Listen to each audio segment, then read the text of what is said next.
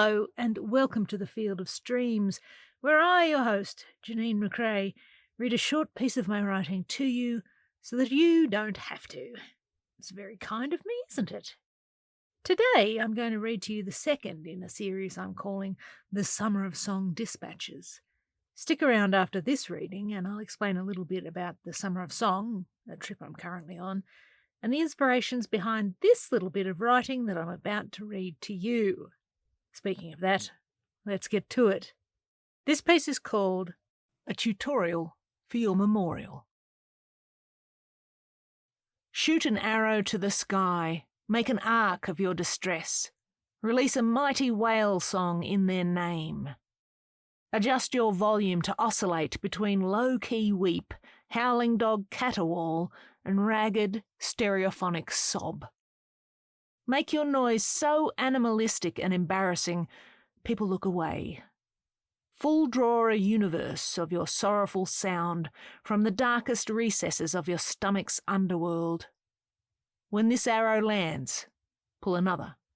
Pull as many as you need. Take a block of stone and carve yourself a shape. The shape is not important. The likeness, irrelevant. The weight of it, that's the thing. Match its weight to the weight of your distress. Chip and grind and rasp and polish. When your hands are blistered, when the dust has filled your lungs to rattle, wrestle this shape onto a backyard plinth. Touch it when the stone is warm and you are cold with sadness. Touch it when the stone is cold and you are burning with rage. Feel the roughness of its imperfections under your bare hand of longing. Let the weather wear it as you wear your tidal grief, slow and relentless. Rend your garments.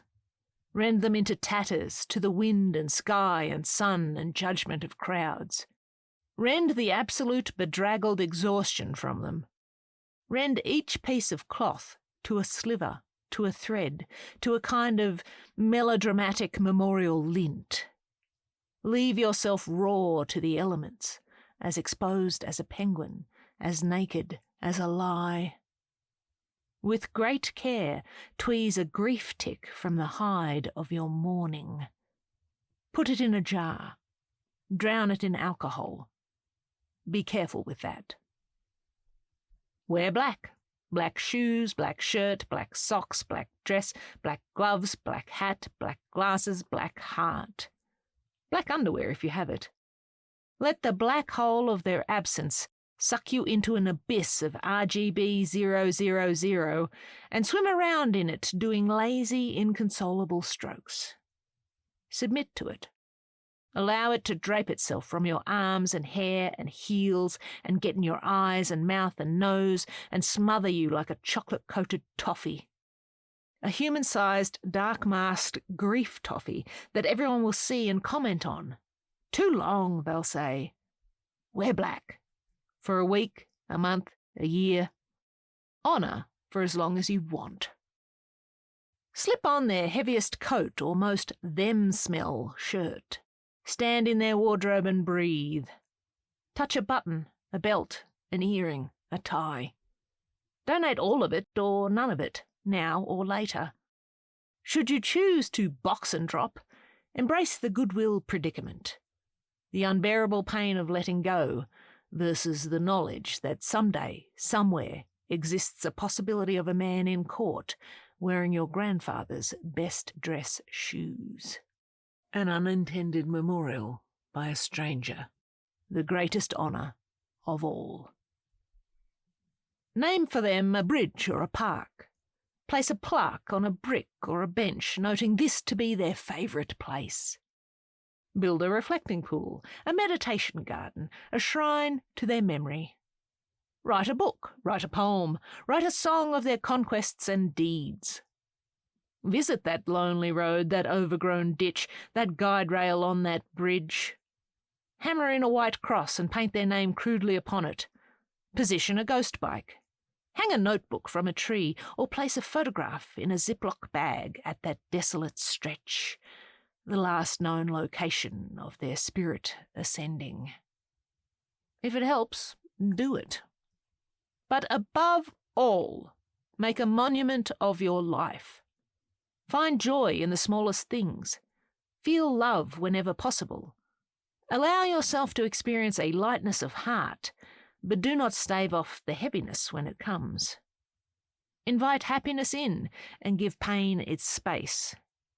Jump to the clap of a thunderstorm and thrill to the electric lightning on the horizon. Become a champion of all seasons. Delight at the mystery of the ocean and might of the forest. Get rejected. Win over an enemy. Go to live music and pay too much for a hotel. Eat good meals with friends. Ride a bike. Sit in dark cinemas watching bad films with the sheen of popcorn butter on your fingertips, and when you catch yourself wishing they were there with you, know that they are, that they always will be. The best memorial you can make, the greatest honour you can pay to the departed, is to live the long and well-lived life that they cannot. In this, you will aid their transition to the afterlife and your continued existence in the now life. And there you have it, Summer of Song Dispatch number 2. Having heard that, you might be thinking, well, what does that have to do with songwriting? In its current state, not much, but I'll elaborate more on how that fits in after I set up where the idea actually came from. While driving on this trip one day, somewhere in Colorado, on my way to a music festival in Maryland, I saw yet another roadside memorial. You know, a place beside the road or next to a tree or a guardrail where someone has stuck a cross or a photograph, or actually I've seen ones with notebooks hanging from trees before and stuffed animals and all sorts of things that memorialise the departed. I've always been somewhat fascinated by these makeshift memorials. My first blush was to think, why would you want to remember where someone died? At least with a gravesite in a cemetery, at least you know that their last physical form is below the ground. Well, most of the time you know. Or it's in an urn in a ashes wall, whatever they call those. I can't think what they call those. You get what I'm saying. I drove for a bit longer thinking about that, and then I saw another one. And then I came to the conclusion that actually I was being a bit of a dick. That while I might feel it's macabre, it has meaning for someone else. And perhaps it's a place for them to visit once a year with friends and remember their friend or loved one, to feel closer to them. I also read that these unsanctioned roadside markings subconsciously act as warnings to others that there might be something hinky in that area in terms of road surface or danger, and maybe they should slow down. After I said to myself in the car, "You're a dick," I said to Siri to take a note. I told her that there is no right or wrong way to grieve, and a couple of minutes later, the title, A Tutorial for Your Memorial, came to me, and the rest, as they say, is history. Before I wrote this, I also did a little cursory reading on traditions other cultures use to memorialise people, starting from burial traditions like funeral pyres and tombs and mastabas, and also found out that the firing a flaming arrow at a boat on the water with the body in the boat is a bit of a myth. All these little bits of information I used as sort of starting blocks for the paragraphs within the piece. And then I decided that, honestly, the best way to memorialise someone is to just live your life because, well, they can't anymore. You're doing them a disservice by not. Now, I know what you're thinking. What does this have to do with songwriting, Janeen? Well, everything I write as a dispatch has the potential to become a song. And so I'm thinking about what sort of form that might take, which led me, logically, to death songs. Yay! Isn't this so cheerful? Stick with me. I wanted to pull together a quick list to illustrate the different approaches. What are some songs that memorialise people or are about losing someone and coping with that loss? Name 5 and go! The first song I thought of, even though I have conflicted feelings about this artist these days, which is a shame because I love the band Cream, is the obvious choice for this Gen X kid, Tears in Heaven by Eric Clapton. If you've never heard this song, you might not know that there is a tragic story behind it. Eric Clapton wrote it for his 4-year-old son Connor, who fell to his death from the window of their Manhattan high-rise apartment in 1991. It really was an awful story. And the song itself is Kleenex-inducing, if you're wired that way. I mean, not me, of course. I've got a heart made of stone. By the way, the links to all the songs I'm about to talk about will be in the post that goes with this episode, the link to which is in the show notes. Tears in Heaven, to me, is an example of a song that is written as a sort of conversation, albeit one-sided, from the person singing the song to the one they have lost, and is expressing a desire to be with, knowing that it's not possible, but still longing for it. So that's one way to write a memorial song of sorts. Then there are songs that ponder mortality and the inevitability of death. Death Cab for Cuties, I Will Follow You Into the Dark is a great example of this form. We're all going to die! Or in the case of this song, the narrator is acknowledging that their partner will one day die, and eventually they will follow them into the dark. I'll also mention that I put a video in my post in the show notes where Ben Gibbard, the songwriter, talks about this song and what it's about and how he wrote it.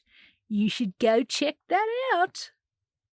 And then there are the songs that tell the story of someone who's died, but they're talking more about how they lived. And it's from sort of an omnipotent narrator's point of view. I instantly thought of Candle in the Wind by Elton John, written by Bernie Taupin, who writes all the lyrics to Elton's songs, I believe. And I'm talking the original version about Marilyn Monroe.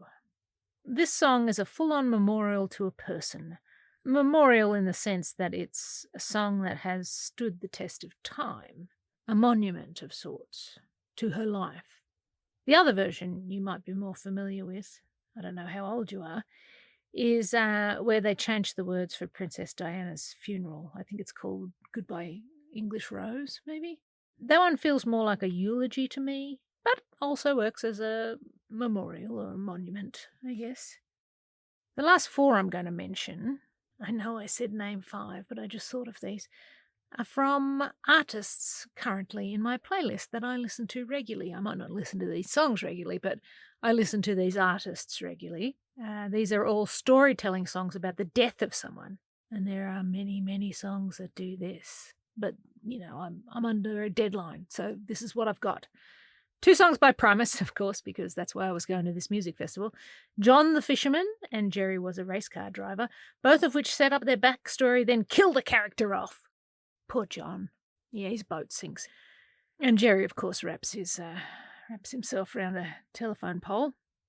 And then 2 Bob Dylan songs that jump out at me that tell the story of how someone was killed.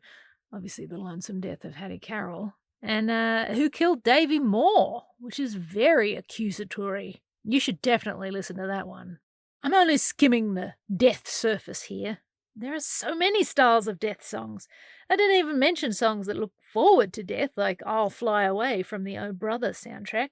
And actually on that same soundtrack is literally the song called Oh Death. I feel the rabbit hole yawning in front of me. Do not enter the rabbit hole. Do not enter! Janeen, you didn't mention Celine Dion's My Heart Will Go On from the Titanic soundtrack. Of this I am aware. Anyway, let me pull myself off the lip of this rabbit hole. I mention all these because you asked, what do any of these dispatches have to do with songwriting? Well, they're all part of an exercise. Can I turn a tutorial for your memorial into a song? If so, how would I do it? What point of view would I take? Would I do it first person? Would I tell a story? Is there enough there to make a song from the theme of it, which I think is just to live a good life after someone dies? If you look at what I wrote as an outline of sorts, it could just be as simple as summarising each paragraph into song form, into a verse, like a poem, then using the paragraph about making a monument of your life as the basic repeated chorus. There might be something there. I think this one has more potential than the first dispatch, which was called Tempting Fate on the Interstate. But there's also a chance I'm all deathed out at this point after writing that. Do you think you need to be sad to write a death or grief-themed song? That's hard to say. I think I'm just too happy right now. It's the summer of song. It's awesome. The stuff I've seen. Oh my goodness. There's a couple of photos in the post. I keep pushing you to the post. It's my job. You have to do that these days. Anyway, we'll leave it here for this episode. As I mentioned, there are additional things to explore on this topic, or music to listen to, at the main post, where you can also leave, and this feels weird to phrase it like this, but you can also leave a comment stating your favourite death song. Link in description. Let's wrap this up. Until next we meet, I'll leave you with this. Love what you love, and I'll see you out there making stuff.